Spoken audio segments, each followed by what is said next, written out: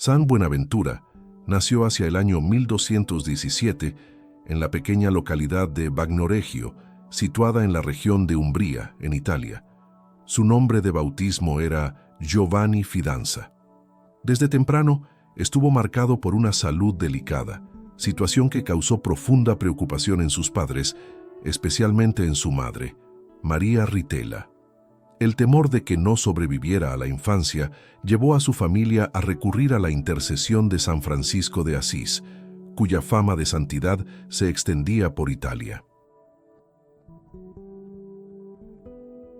Según la tradición, fue gracias a la intercesión de San Francisco que Giovanni recuperó la salud de manera extraordinaria.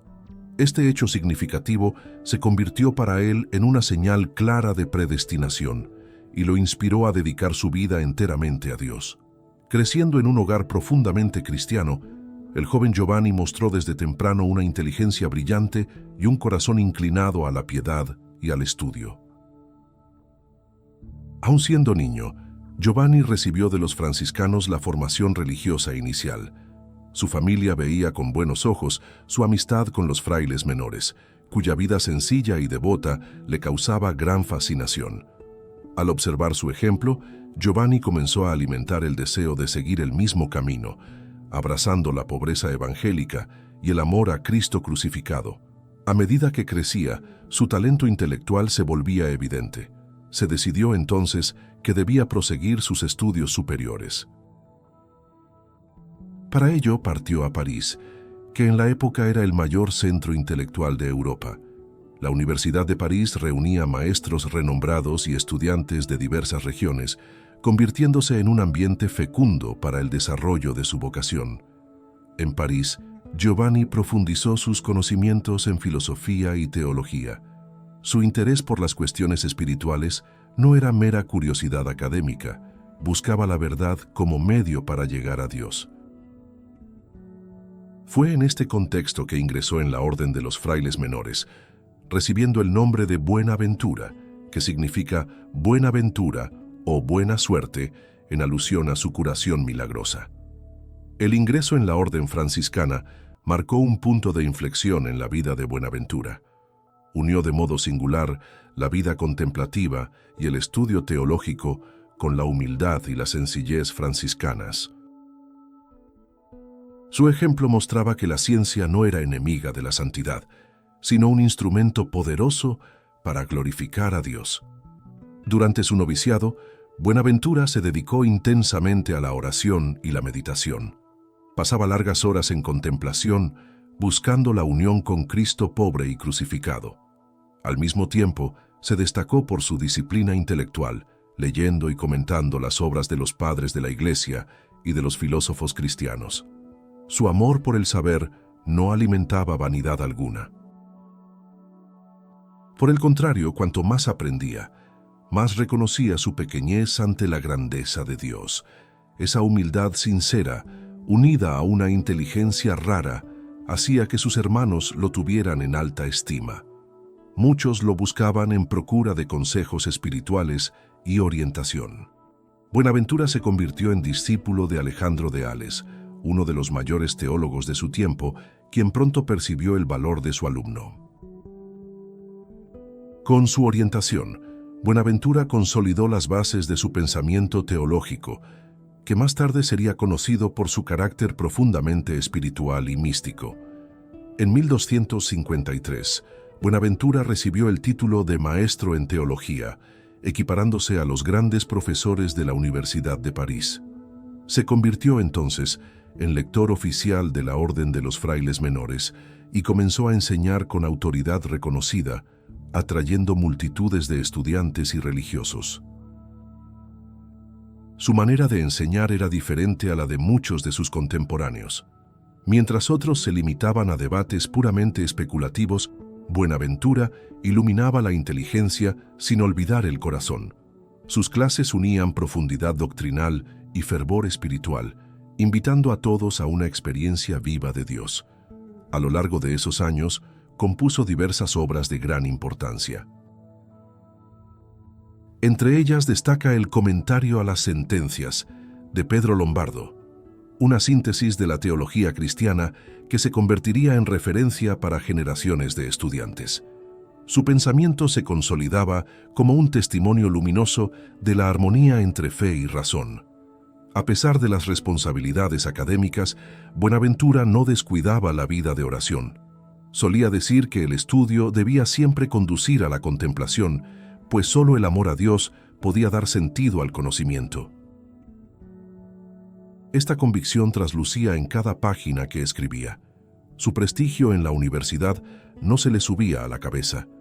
Siempre disponible para los hermanos y los más humildes, Buenaventura tenía el don de consolar a los afligidos y reconciliar a los que vivían en desavenencia. Esa caridad práctica era el reflejo de su unión profunda con Cristo. En París, no tardó en convertirse en una figura de referencia en la orden franciscana. Sus superiores lo veían como un posible líder, capaz de conducir la orden en un periodo en que enfrentaba tensiones internas sobre la forma de vivir la pobreza y la misión evangelizadora. En 1257, con apenas 40 años, Buenaventura fue elegido ministro general de los frailes menores. Esta elección fue recibida con alegría por muchos hermanos, que veían en él a la persona ideal para guiar la orden por los caminos del Evangelio. Él aceptó la misión con humildad y espíritu de servicio. Su elección se dio en un momento convulso, pues la orden enfrentaba divisiones entre grupos más rigoristas y aquellos que buscaban adaptaciones a la vida apostólica. Buenaventura comprendía esas tensiones y se propuso trabajar por la unidad, inspirado por el ejemplo de San Francisco. Una de las primeras decisiones que tomó fue visitar personalmente diversas comunidades franciscanas en Europa. Quería conocer de cerca la realidad de cada fraternidad, escuchar a los hermanos y fomentar la fidelidad al carisma original de la pobreza evangélica. Al recorrer Francia, Italia, España y Alemania, Buenaventura se mostraba incansable. A pesar de la salud frágil y los largos viajes, hacía cuestión de reunirse con cada grupo, celebrando la Eucaristía, predicando y fortaleciendo la fraternidad. Esta presencia cercana generó gran estima por su persona. Para Buenaventura, la fidelidad a la regla franciscana no consistía solo en observar normas externas, sino en cultivar una vida interior de amor a Cristo pobre. Repetía a los hermanos que el verdadero espíritu franciscano nace de la contemplación y se expresa en la humildad y la caridad. Su liderazgo firme pero misericordioso poco a poco fue apaciguando los ánimos y consolidando la orden como una fuerza espiritual vital para la Iglesia. Buenaventura se convertía así no solo en un maestro de teología, sino también en un pastor atento a las necesidades de sus hermanos. Paralelamente a la administración de la orden, continuaba sus escritos. Fue en esta fase cuando compuso algunas de sus obras más conocidas, como La Jornada de la Mente hacia Dios, Itinerarium Mentis in Deum, en la que expuso su pensamiento místico de manera clara y profundamente inspiradora. El impacto de sus enseñanzas traspasaba el círculo franciscano. Muchos maestros, obispos e incluso el Papa reconocían en Buenaventura uno de los grandes luminares del cristianismo medieval. Él se convertía en un puente entre el rigor intelectual y la devoción sincera. Su modo de vivir y enseñar tocaba los corazones, pues mostraba que la santidad no es privilegio de unos pocos, sino vocación de todos los bautizados. Este mensaje resonaría por siglos, alimentando generaciones de cristianos que buscaban la unión con Dios. Al final de esta primera parte, podemos ver cómo Buenaventura unió desde temprano el estudio y la oración, la caridad y la sabiduría. Esta síntesis fecunda sería el cimiento de su obra y de su vida, convirtiéndolo en el Doctor Seráfico, título que expresa su espíritu ardiente de amor divino. Una de las obras más influyentes de San Buenaventura fue Itinerarium Mentis in Deum, conocida en español como La Jornada de la Mente hacia Dios. En ella traza el camino espiritual que el alma debe recorrer, partiendo de la contemplación de la creación hasta alcanzar la unión íntima con el Creador. Esta obra se convertiría en un hito de la espiritualidad cristiana e influiría profundamente en la mística occidental. El punto de partida de esa jornada espiritual es la contemplación del mundo creado. Buenaventura enseñaba que todas las criaturas son como huellas de Dios, signos visibles de la belleza y la bondad del Creador. Al observar la naturaleza con ojos de fe, el alma reconoce el reflejo del Verbo eterno en cada ser. Para él no hay oposición entre razón y fe, ciencia y contemplación. El estudio ordenado, conducido con humildad y rectitud de intención, se convierte en una escalera que eleva el corazón a Dios. Era esta visión armoniosa la que le confería tanta credibilidad entre sus contemporáneos e inspiraba confianza en sus discípulos. La segunda etapa de la jornada es el recogimiento interior. Buenaventura recuerda que el ser humano fue creado a imagen de Dios y que, al sumergirse en sí mismo con sinceridad, descubre la presencia del Creador impresa en su propia alma. Esa introspección no es mero ejercicio psicológico, sino una búsqueda amorosa de aquel que habita en lo íntimo del corazón. Enseguida, el itinerario conduce a la contemplación de las verdades eternas, accesibles por la luz sobrenatural. Buenaventura enfatizaba que, aunque la razón pueda alcanzar mucho, solo la gracia ilumina plenamente la mente y mueve el corazón a amar a Dios sobre todas las cosas. Por eso insistía en la necesidad de la oración constante como fuente de sabiduría verdadera. Otro punto fundamental de su pensamiento era la centralidad de Cristo. Para Buenaventura, Cristo no es solo el Redentor, sino también el modelo supremo y el medio indispensable para llegar al Padre. Toda la creación fue hecha por Él y para Él, y solo por Él el hombre encuentra la plenitud de su destino. Esta visión profundamente cristocéntrica aparecía en todas sus obras. En las conferencias y sermones que predicaba, Buenaventura repetía que el crucificado es la escalera que nos eleva, el puente que nos reconcilia y la luz que disipa todas las tinieblas. La contemplación de Cristo crucificado, en su pobreza y humildad, era el ápice de la vida espiritual. Buenaventura escribió también sobre la necesidad de purificación de los sentidos y de las pasiones. Para él, el pecado oscurece la inteligencia y endurece el corazón. Sin penitencia y desapego, es imposible avanzar en el camino de la unión con Dios. Por eso, exhortaba a sus hermanos a vivir en la simplicidad evangélica y en el desapego radical. Su teología mística está impregnada de un lenguaje poético que revela su corazón inflamado de amor. Al describir las etapas del camino espiritual, Buenaventura utiliza imágenes de luz, fuego, fragancia y música, transmitiendo algo de la belleza indescriptible de la experiencia divina. Esa sensibilidad hacía sus textos no solo instructivos, sino profundamente conmovedores. Al mismo tiempo, él nunca separaba la mística de la doctrina. Para Buenaventura, la experiencia de Dios debe estar siempre en armonía con la fe de la Iglesia. Esta fidelidad al magisterio y a la tradición garantizaba la ortodoxia de sus escritos y la confianza que la jerarquía depositaba en él. Otro aspecto destacado era su visión de la creación como reflejo de la Trinidad. Creía que todo lo que existe procede del Padre, es modelado por el Hijo y animado por el Espíritu Santo. Esa visión trinitaria confería a su teología una gran coherencia y una dimensión contemplativa que tocaba los corazones. Buenaventura compuso también obras devocionales, como el Breviloquio, un resumen conciso de teología, y la vida de San Francisco, que se convertiría en la biografía oficial del Santo de Asís.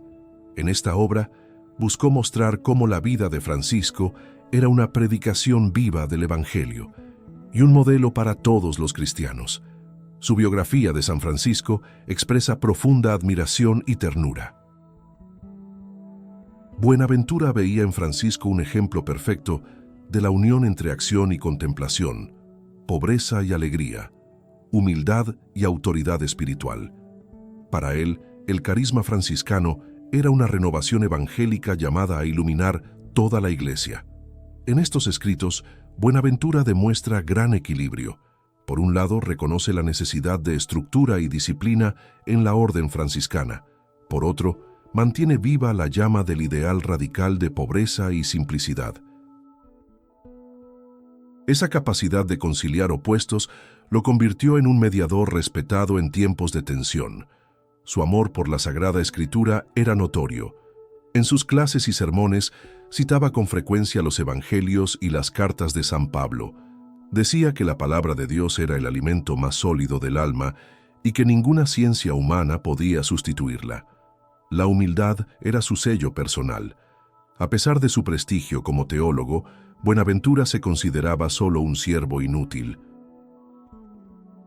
Rechazaba los títulos honoríficos y buscaba mantener la simplicidad franciscana aún en cargos elevados. Este testimonio silencioso conquistaba aún más respeto. Su autoridad moral provenía de su vida coherente. Muchos contemporáneos relatan que su semblante irradiaba paz y bondad. Cuando predicaba, la fuerza de sus palabras no procedía de la elocuencia retórica, sino de la santidad que brotaba de su comunión con Dios. Buenaventura también contribuyó al diálogo entre las órdenes religiosas y la universidad. Defendía que los frailes mendicantes tenían un lugar legítimo en la vida académica, siempre que no perdieran el espíritu de pobreza y servicio. Esta defensa ayudó a consolidar el papel de los franciscanos como maestros y predicadores. Su amistad con Santo Tomás de Aquino es otro aspecto notable. Aunque tenían puntos de vista diferentes en algunas cuestiones filosóficas, nutrían gran respeto mutuo. Santo Tomás, al saber de la muerte de Buenaventura, habría dicho que la Iglesia había perdido una luz que iluminaba al mundo. A pesar de tantas ocupaciones, Buenaventura encontraba tiempo para atender a los pobres y visitar a los enfermos. Su corazón compasivo no se encerraba en el estudio. Veía a Cristo presente en los que sufren y creía que ninguna actividad era más noble que servir a los más necesitados. En los capítulos generales de la orden mostraba prudencia y discernimiento. Sabía corregir con firmeza cuando era necesario, pero uniendo siempre justicia y misericordia. Los hermanos sentían en él a un padre espiritual que conocía sus debilidades y sabía animarlos a la fidelidad. Además de la teología mística, se destacó también en la liturgia. Compuso himnos y oraciones que exaltaban el amor divino y la humildad de Cristo. Sus textos litúrgicos serían usados durante siglos, alimentando la oración comunitaria y personal. La influencia de Buenaventura sobrepasó su tiempo. Fue llamado doctor seráfico porque su doctrina estaba inflamada de amor, como el fuego de los serafines. Esa llama ardiente seguiría inspirando a generaciones de cristianos. Sus escritos fueron traducidos a varias lenguas y se convirtieron en manuales de espiritualidad. Muchos santos posteriores, como Santa Teresa de Ávila y San Juan de la Cruz, bebieron de su sabiduría, encontrando en ella alimento para su camino interior. Al concluir esta segunda parte, podemos afirmar que Buenaventura supo unir como pocos la profundidad intelectual, la mística contemplativa y la caridad operosa. Su legado permanece vivo en la Iglesia, invitando a cada uno a hacer también su viaje hacia el corazón de Dios. Tras consolidar la unidad y el vigor espiritual de los franciscanos, San Buenaventura pasó a ser visto como una figura indispensable para toda la Iglesia. Su equilibrio, su doctrina luminosa y su testimonio personal lo convertían en un ejemplo de pastor y maestro. Por ello, comenzó a recibir invitaciones para colaborar en cuestiones eclesiales que iban más allá de los límites de su orden. Durante el pontificado del Papa Clemente IV, Buenaventura fue consultado sobre temas doctrinales y disciplinarios, presentando siempre respuestas que conciliaban la fidelidad a la tradición y la prudencia pastoral.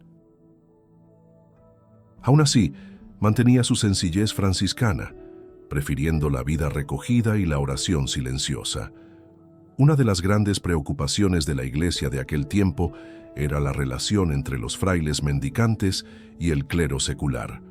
Surgían muchas tensiones por la presencia de los frailes en las ciudades y universidades. Buenaventura se dedicó al diálogo, buscando comprensión mutua y proponiendo caminos de comunión, sin renunciar a la identidad franciscana. Su prestigio solo aumentaba, pero jamás se dejó seducir por la fama.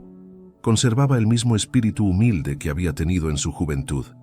Cuando se daba cuenta de que alguien lo elogiaba excesivamente, desviaba la conversación o atribuía el mérito enteramente a Dios. Entre las responsabilidades que asumió estuvo la participación en los capítulos generales franciscanos, en los cuales elaboraba orientaciones que buscaban mantener vivo el espíritu de San Francisco. Para él era esencial que la pobreza evangélica no fuera solo apariencia, sino una disposición interior de total confianza en la providencia. A lo largo de los años, Buenaventura consolidó una visión de la vida religiosa que unía contemplación y misión. Decía que los frailes debían ser hombres de oración profunda, pero también dispuestos a salir al mundo, predicando y sirviendo a los pobres. Esa síntesis se convertiría en un ideal para muchos institutos religiosos que surgirían después. En 1273, el Papa Gregorio X decidió elevarlo al cardenalato. La noticia llegó a Buenaventura cuando estaba en pleno viaje visitando conventos. Según la tradición, los enviados papales lo encontraron lavando platos en la cocina de un monasterio. Este detalle simbólico se hizo célebre y revelaba su espíritu de servicio. Cuando recibió el birrete cardenalicio, Buenaventura aceptó la designación por obediencia y con profundo sentido de responsabilidad. Se convirtió en cardenal obispo de Albano, una de las diócesis suburbicarias de Roma. La humildad con que acogió tal honor edificó a todos los que lo conocían. Como cardenal, Buenaventura pasó a participar en decisiones importantes sobre el futuro de la Iglesia. Uno de los desafíos más significativos fue el Concilio de León, convocado en 1274 por el Papa Gregorio X, con el objetivo de promover la unión con la Iglesia Oriental y tratar reformas eclesiales. Buenaventura fue nombrado por el Papa como una de las figuras centrales en la organización del concilio. Su prestigio intelectual y espiritual lo convertía en la persona más indicada para moderar discusiones delicadas y buscar consensos. Su trabajo incansable contribuyó decisivamente al éxito de los debates. Una de las cuestiones más sensibles tratadas en el Concilio de León era el cisma que separaba a la Iglesia Católica del Patriarcado de Constantinopla. Durante las sesiones, Buenaventura mostró gran caridad y profundo respeto por los legados orientales, buscando puntos de convergencia y evitando confrontaciones innecesarias. A lo largo de las sesiones, intervenía con palabras serenas que reflejaban la autoridad de quien hablaba no solo con la mente, sino con el corazón inflamado de amor a la Iglesia. Muchos relatos atestiguan que sus discursos emocionaban profundamente a los participantes. Otro tema importante tratado en el concilio fue la necesidad de reformas disciplinarias, especialmente en la vida clerical y religiosa. Buenaventura defendió que la renovación de la Iglesia debía empezar por el ejemplo de santidad de sus pastores y líderes, pues ninguna norma externa sería eficaz sin la conversión interior. Durante el concilio seguía celebrando la Eucaristía con recogimiento y sencillez. Incluso entre tareas tan elevadas, no perdía el espíritu franciscano. Él mismo decía que la humildad era el camino más corto para llegar al corazón de Dios. El Papa Gregorio X tenía gran estima por Buenaventura y frecuentemente le pedía consejo. Entre ellos había confianza mutua y admiración. El Papa veía en el doctor Seráfico un modelo de lo que debía ser un pastor de la Iglesia, sabio, humilde y santo. Aún en el concilio, Buenaventura fue encargado de redactar documentos e informes que sintetizaban las conclusiones de las sesiones. Su estilo claro y profundo garantizaba que los textos sirvieran de referencia para todo el clero latino y oriental. Entretanto, su estado de salud comenzaba a inspirar cuidados. Desde joven, Buenaventura tenía una constitución frágil y con las responsabilidades acumuladas, su cuerpo se fue debilitando. Aún así, no disminuyó su ritmo de trabajo, impulsado por el amor a la Iglesia y a los hermanos. Poco antes del cierre oficial del concilio, Buenaventura enfermó gravemente. Quienes lo rodeaban percibieron que se acercaba el fin de su peregrinación terrena. A pesar de la debilidad, mantuvo la serenidad y la fe que siempre lo habían caracterizado. Sabiendo que estaba a punto de partir, pidió que lo dejaran en recogimiento. Pasaba largas horas en oración silenciosa, entregando su vida al Señor a quien siempre había amado. A quienes lo visitaban, exhortaba a la fidelidad al Evangelio y a la caridad fraterna. Muchos testimoniaron que en los últimos días su rostro parecía transfigurado por una paz sobrenatural. La presencia de Dios era casi palpable en el ambiente donde reposaba. Era como si su corazón ya hubiera atravesado el umbral de la eternidad. Santo Tomás de Aquino, que también participaba en el concilio, supo de su enfermedad y deseó visitarlo. Sin embargo, antes de que pudiera llegar, Buenaventura entregó su alma al Creador. El mundo cristiano perdía a uno de los mayores luminares de su historia. Buenaventura falleció el 15 de julio de 1274, con cerca de 57 años. Su muerte causó profunda conmoción entre los prelados reunidos en Lyon y en toda la cristiandad. Muchos lo consideraron un santo desde ese momento. Su cuerpo fue sepultado con gran veneración en la iglesia de los franciscanos de Lyon. En los días siguientes, numerosos testimonios de favores alcanzados por su intercesión comenzaron a circular, alimentando la devoción popular. La Iglesia reconocería oficialmente su santidad algunos siglos después. En 1482, el Papa Sixto IV lo canonizó, declarándolo modelo de virtud y doctor de la Iglesia Universal.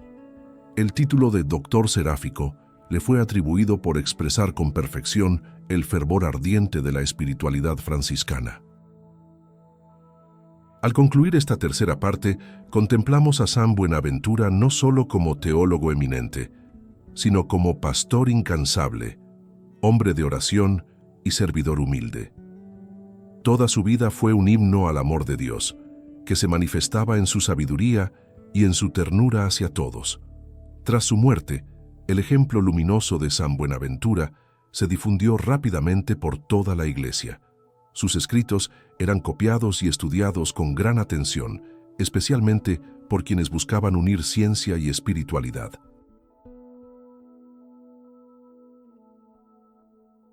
Muchos monjes y frailes encontraban en sus obras alimento seguro para la vida contemplativa y fuerza para la acción apostólica. A lo largo de la Edad Media, las universidades continuaron usando sus tratados como referencia indispensable en los estudios teológicos. Fue considerado, junto a Santo Tomás de Aquino, uno de los pilares de la escolástica. Sin embargo, su modo de pensar se diferenciaba por el tono afectuoso y profundamente místico que impregnaba cada línea.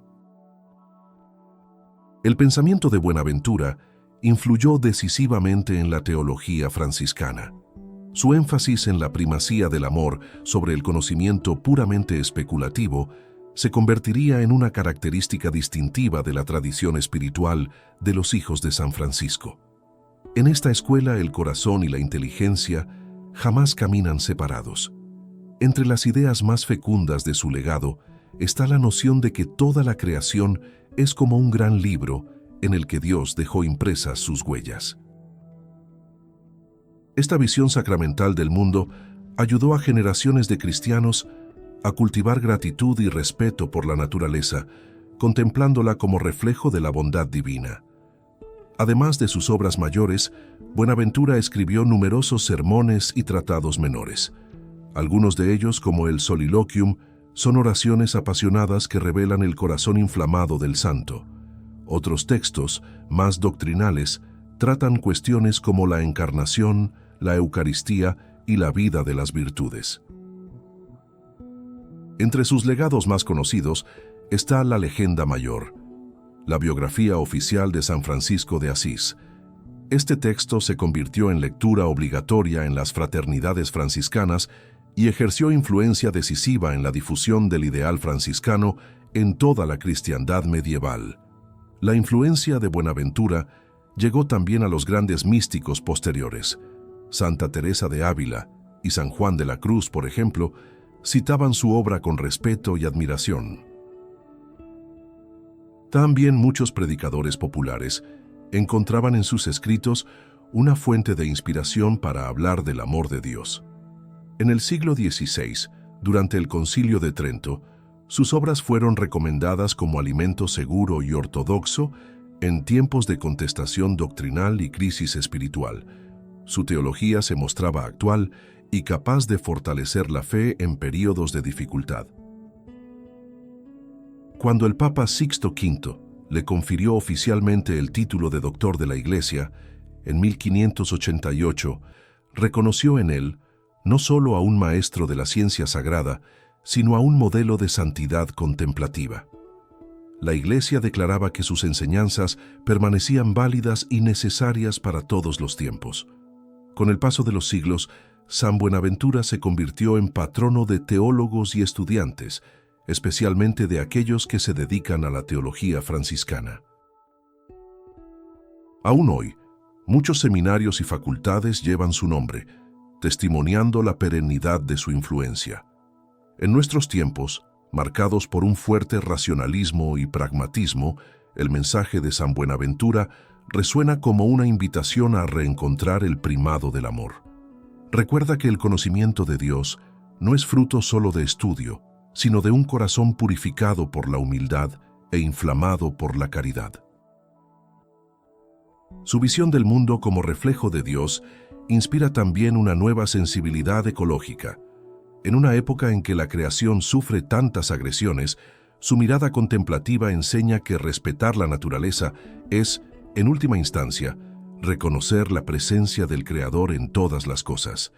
Muchos estudiosos consideran a San Buenaventura un precursor de una espiritualidad ecológica cristiana. No veía la creación como mero objeto de uso, sino como sacramento que habla de la bondad y la belleza de Dios. Esta mirada reverente puede inspirar actitudes más responsables en nuestro tiempo.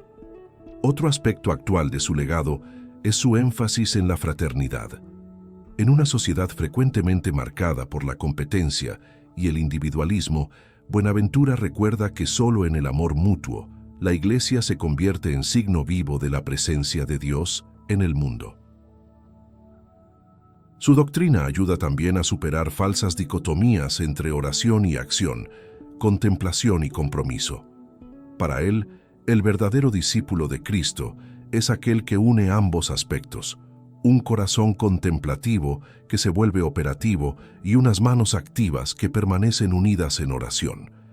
En muchas congregaciones religiosas, sus escritos continúan siendo leídos como fuente de formación y renovación espiritual. Los franciscanos, en particular, conservan vivo su magisterio, transmitiéndolo como herencia preciosa a las nuevas generaciones. La fiesta litúrgica de San Buenaventura se celebra el 15 de julio. Ese día, la Iglesia recuerda su luminoso testimonio de santidad, sabiduría y servicio humilde. Es ocasión de renovar el compromiso con los valores que él encarnó: la pobreza evangélica, la fraternidad y el amor apasionado por Cristo. Diversas oraciones compuestas por él permanecen en uso hasta hoy. Sus himnos litúrgicos, llenos de dulzura y fervor, tocan los corazones de los fieles y despiertan el deseo de unión con Dios. Esta musicalidad espiritual es otro rasgo que lo hace tan especial. El Papa Benedicto XVI dedicó una catequesis a San Buenaventura, subrayando que supo conciliar inteligencia y piedad, estudio y oración. El pontífice afirmó que su teología es una teología del corazón, iluminada por la oración y el amor. Este elogio resume bien la figura de Buenaventura, un hombre que transformó la ciencia en alabanza y que hizo de la sabiduría un cántico de amor al Creador. Su vida muestra que la verdadera grandeza consiste en reconocer la propia pequeñez ante Dios. A lo largo de la historia, muchas iglesias y comunidades religiosas recibieron su nombre en honor y gratitud. Sus ejemplos de humildad y caridad se convirtieron en inspiración para todos los que buscan vivir la fe de manera auténtica. En el campo del diálogo ecuménico, su figura también ofrece puentes. Su intento de acercar Oriente y Occidente durante el Concilio de León muestra que es posible dialogar sin renunciar a la verdad. Esta lección sigue siendo valiosa en un mundo que tanto necesita reconciliación. Su espiritualidad profundamente centrada en Cristo crucificado recuerda que toda renovación de la Iglesia nace del encuentro personal con Jesús. Sin ese amor primero, cualquier reforma se vuelve estéril y superficial. Al contemplar su vida y obra, podemos afirmar que San Buenaventura es una de las grandes voces que llaman a los cristianos a unir razón y corazón, conocimiento y humildad. Nos enseña que la verdadera teología no es solo teoría, sino experiencia viva de Dios.